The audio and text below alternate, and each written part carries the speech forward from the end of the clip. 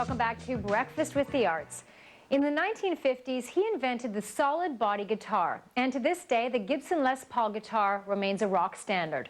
In addition to being a studio pioneer, Les Paul was also a major recording star in his own right. This past May, he was inducted into the Inventors Hall of Fame, where he joined the likes of Alexander Graham Bell and Benjamin Franklin. Winner of 5 Grammy Awards, Les Paul has 2 nominations this year in the category of Best Pop Instrumental Performance. Approaching his 91st birthday doesn't seem to be slowing down this guitar legend at all.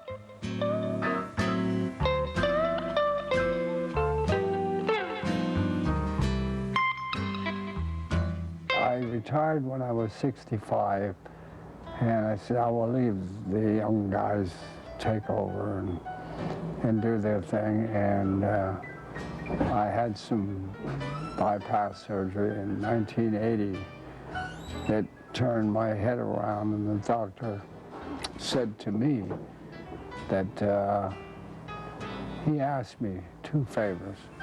One, that I'd be his friend, and the other one, that I'd work hard. So I asked the nurse if she'd give me a piece of paper, took the paper, drew a line down it, and on one side I drew all the things I'd like to do, and over here the things I didn't like to do in my lifetime. And up comes music, and up comes where did I like to play the most was for an intimate crowd, something where there was no pressure, something where we could do whatever we liked to do, and where we could enjoy our work.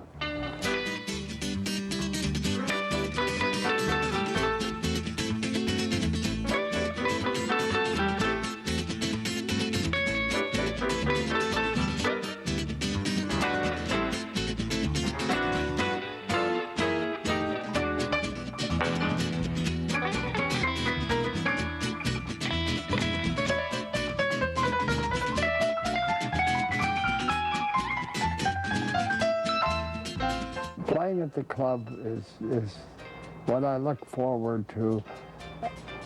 It's not the only thing, but it's one of the most important parts. So this, where I am now here at the Iridium, is a beautiful place to work because nobody tells us what to do, and we can do what we wish. If it don't work, we can change it. And it's just a heaven for us to have something where we can do what we like. And of course, foremost in our minds is to give the people what they want. I want them to walk out of the club where they're not only glad that they came, but they're going to come back again.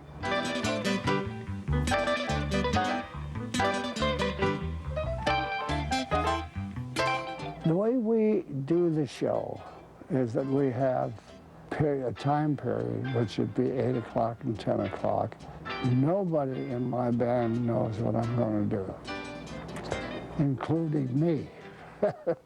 And what happens is great, and that is that the unexpected is always there. There's always surprises.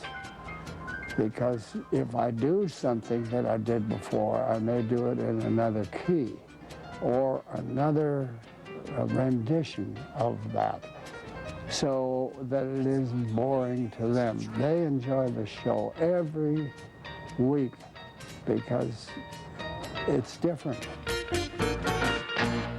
I had made up my mind that I chucked away the idea of trying to do what I did when I was younger.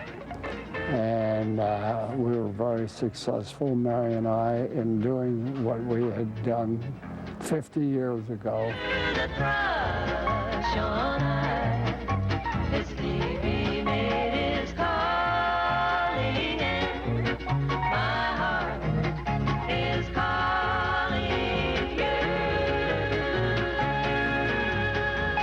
To try to do it now, I knew with the handicaps I had and everything that it wasn't the best idea in the world. It really didn't turn me on. But in the back of my mind, I admit that if I were to find a way to be able to play enough, surround myself with a lot of talent, and this album has really made life a great challenge again, and that is to surround myself with my friends that are in the rock world, in today's world, and to get those fellows together, those people together, and making an album. The first guitar was when I was about 7, 8 years old, somewhere in there. Sent to Sears Roebuck, got the guitar. And when I got it, I unwrapped it in the dining room, and my mother was in the kitchen. When I unwrapped the guitar, one of the strings got hooked in one of the staples for the box, and a note rang out, and my mother come running in and she said, "Lester, you play great already."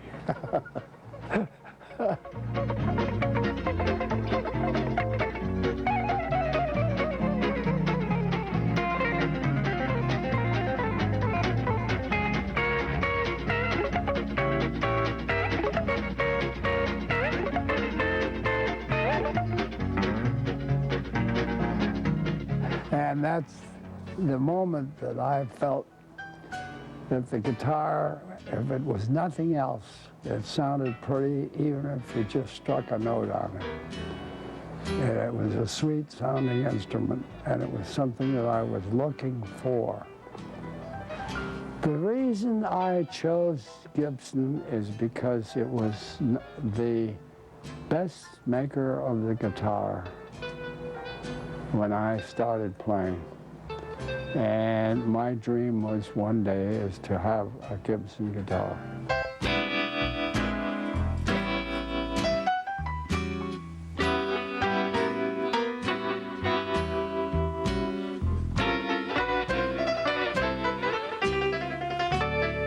When I approached them with my idea of the electric guitar, they laughed at me and nicknamed me the character with the broomstick with the pickups on it.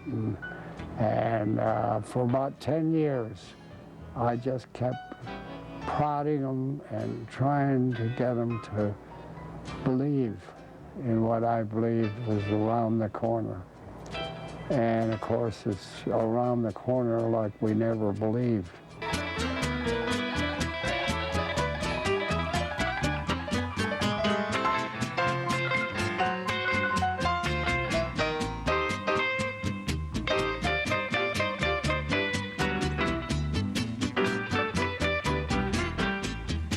My inventions, yes, I have several favorites. I just the multi-track recording, to know that the whole world now is recording in their bedroom, their bathroom, their garage, playing the electric guitar, and to be condoning and being successful at doing that with one of my guitars.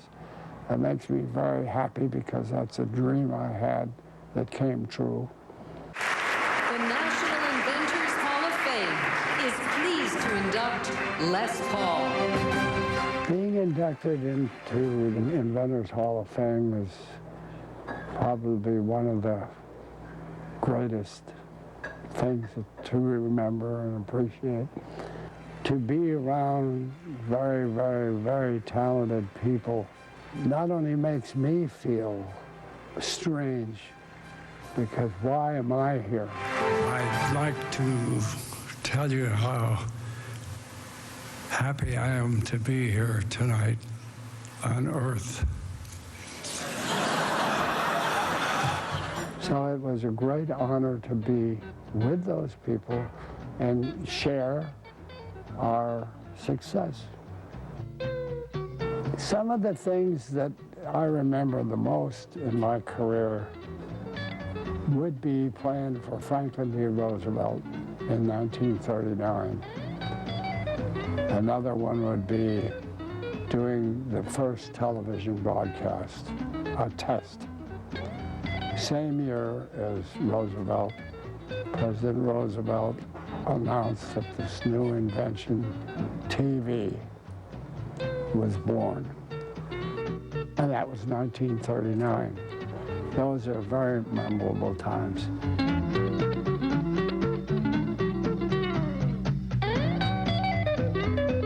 My life has been more than what I ever thought that I could have. I never imagined that I could be as lucky and to be given, whether you call it a gift. Well, let's start here. Surely, if you can't hear, you can't go down to the music store and buy it. If you can't keep rhythm, you can't go down to the store and buy it. And so you are given certain gifts that make it possible for you to accomplish what I wish to accomplish.